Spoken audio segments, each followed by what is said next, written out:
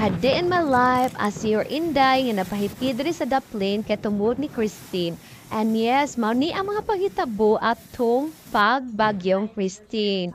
The night before, grabe ang ulan and of course nagka-craving jud ang iyong badiday og sampurado. Yes, sampurado with buwad na putput or sapsap ang tawag ana sa uban. And yes, sa kabugnaw sa panahon, of course, mangita dyan paagi nga mapainit sa among mga pamati. Aning panahon na, og diha naka-decide mi nga magsampurado. Yes, dalira kayo nakasampurado ang akong kauban ani. And it's a good timing kay naami supply nga buwad gikag Asturias na may putput naasad mi tablia, yes, homemade tablia. As in, lamig dyan siya. In pure cacao kayo ni. Unya, wala gid na mo gitihik pabutam og tablia. Parang lamig gid siya. As in, makaingon ka magini comfort food nato, no? O tiglamig, tigbugnaw sa mga panahon. Manggawas gid ni ang klasihan na pagkaon.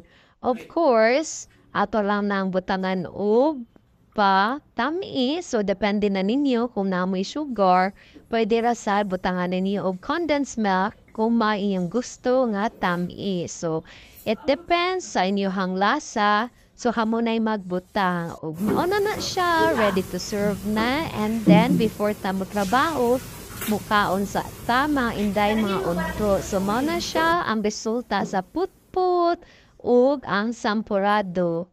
Ug mao ni yung inday nga napahipi na sa daplin aron maning kamot, aron mukaon pag-ay. Kay basin mapas mo ug makuhaan niya og 1 ka kilo. Yes, hooray! Mga unatan ninyo mahinday do sa atong tablia serye aning panahon na. So, money amo snacks diri sa opisina with matching buwad na putput or sapsap ang tawag ana para sakto kayo sa panglasa mga inday ondo.